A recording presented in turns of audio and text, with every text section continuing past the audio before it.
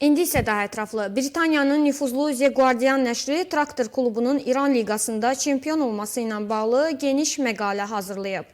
Nəşr bildirib ki, Təbrizin Traktor klubunun qazandığı uğur İranda milyonlarla Azərbaycan türkünə ümid, birlik və səs gətirdi.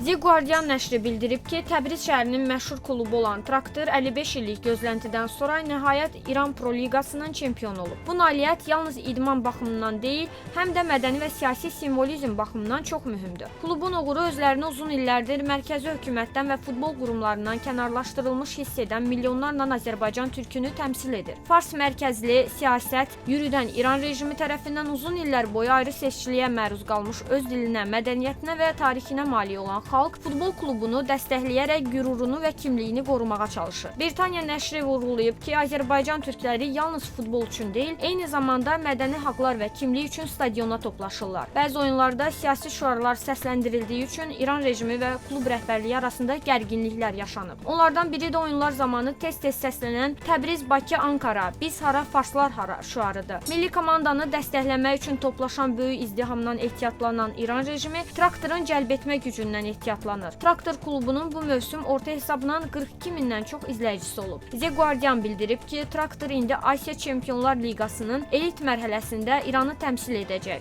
Bu klub üçün beynəlxalq səviyyədə tanınmaq və öz mövqeyini gücləndirmək üçün bir fürsətdir. Bu uğur eyni zamanda İran futbol sistemindəki təkcə idman deyil, ictimai və mədəni dəyişikliklərin də göstəricisidir. Amerika prezidenti Donald Trump'un 3 ərəb ölkəsinə səfərində onu müşahidə edənlər arasında Azərbaycanlı iş adamı Dara Xosroşahi də var. Uber şirkətinin baş direktoru olan Xosroşahi Trump'ın əksər görüşləri və rəsmi ziyafətlərdə iştirak edib. Qeyd edək ki, 1969-cu ildə anadan olan Dara Xosroşahinin ailəsi Təbriz yaxınlığında yerləşən Xoşroşah şəhərindəndir. Onlar İran və Orta Şərqin ən böyük şirniyyat və şokolad istehsalçısı olan Minu Industrial qrupunun qurucusu və yiyəsi olublar. Dara Xosroşahinin ailəsi İranda mollalar hakimiyyətə gəldikdən sonra Fransaya, oradan isə Amerikaya mühacirət ediblər. Hazırda Amerikanın ən tanınmış iş adamlarından biri olan Dara Xosroşahi Donald Trump'ın seçki kampaniyasına $1 milyon iyan etmişdi. Evin həbsxanasında saxlanılan və mayın 10-da qısa müddətli məzuniyyətə buraxılan Azərbaycanlı milli fəal Mahmud Ocaqlı yenidən həbsxanaya qayıdıb. Bu barədə onun yaxınları məlumat verib. Ocaqlı 4 milyard tümən girov qarşılığında 4 gün müddətinə məzuniyyətə buraxılmışdı. Qeyd edək ki, təhlükəsizlik qüvvələri Azərbaycanlı fəalı 2022-ci dekabrın 11-də Tehranda öz iş yerində həbs ediblər. İran məhkəməsi Ocaqlını rejimə qarşı təbliğat aparmaq ittihamına görə 11 il azadlıqdan məhrum edib. Mahmud Ocaqlı ana dilini hərəkatının fəallarındandır və 2014-cü ildə ana dili ilə bağlı mədəni fəaliyyətinə görə həbs edilib. İrandan Azərbaycana 10 kiloqram narkotikin keçirilməsinin qarşısı alınıb.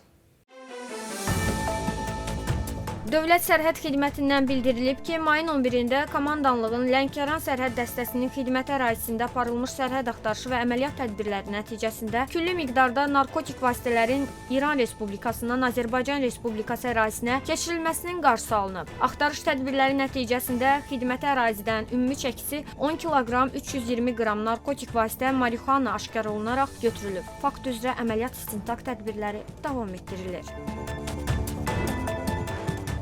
Prezident Əhməd Əşşara vətəndaşlara müraciət edərək bildirib, Suriya hakimiyyəti ölkənin bölünməsinə və əvvəlki rejimin ideologiyasının dirçəlməsinə imkan verməyəcək. Mühacirət Əl-Cəzirə telekanalı tərəfindən yayımlanıb. Əşşara bildirib, Suriya bundan sonra hakimiyyət mübarizəsi meydanı və ya xarici ambisiyaların reallaşması platforması olmayacaq. Biz Suriyanın parçalanmasına və xalqımızı parçalanmağa yönəlmiş əvvəlki rejimin ideologiyasının dirçəlməsinə imkan verməyəcəyik. Qeyd edək ki, Əhməd Əşşara dünən yaxın şərqdə səfərdə olan Amerika prezidenti Donald Trump'la görüşüb. Görüşdən sonra Trump Suriyaya qarşı bütün sanksiyaları ləğv etdiyini açıqlayıb. Liviyada gərginlik davam edir. Naməlum şəxslər Tripolidə yerləşən Milli Razılıq Hökumətinə bağlı təhlükəsizlik qrupunun başçısına sui-qəsd cəhd edib.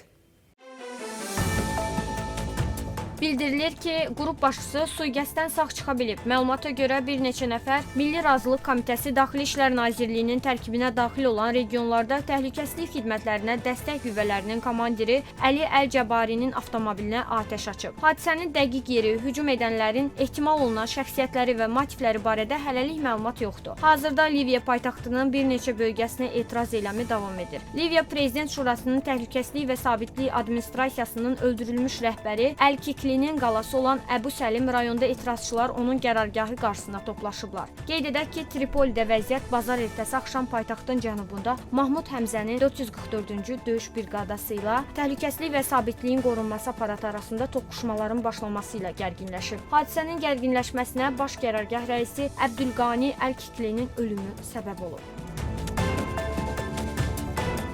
Amerika prezidenti Donald Trump Qətər rəhbərliyi ilə dəyəri 1,2 trilyon dollardan çox olan müqavilə imzalayıb. Amerika administrasiyası bildirib ki, bağlanan sövdələşmələr Amerikanı yeni qızıl əsrə aparacaq. Ağ Evin saytında deyilir. Bugün Qətərdə Prezident Donald Trump Qətər rəhbərliyi ilə iqtisadi əməkdaşlıq haqqında 1,2 trilyon dollardan çox dəyərdə saziş imzalayıb. Vaşinqton hesab edir ki, imzalanmış sazişlər gələcək nəsillər üçün innovasiya və rifahı təşviq edəcək. Amerika istehsalı və texnologiya liderliyini gücləndirəcək. Bu saata çatdıracağımız əsas xəbərlər bunlardan ibarət idi. Sağ olun, sağlam qalın.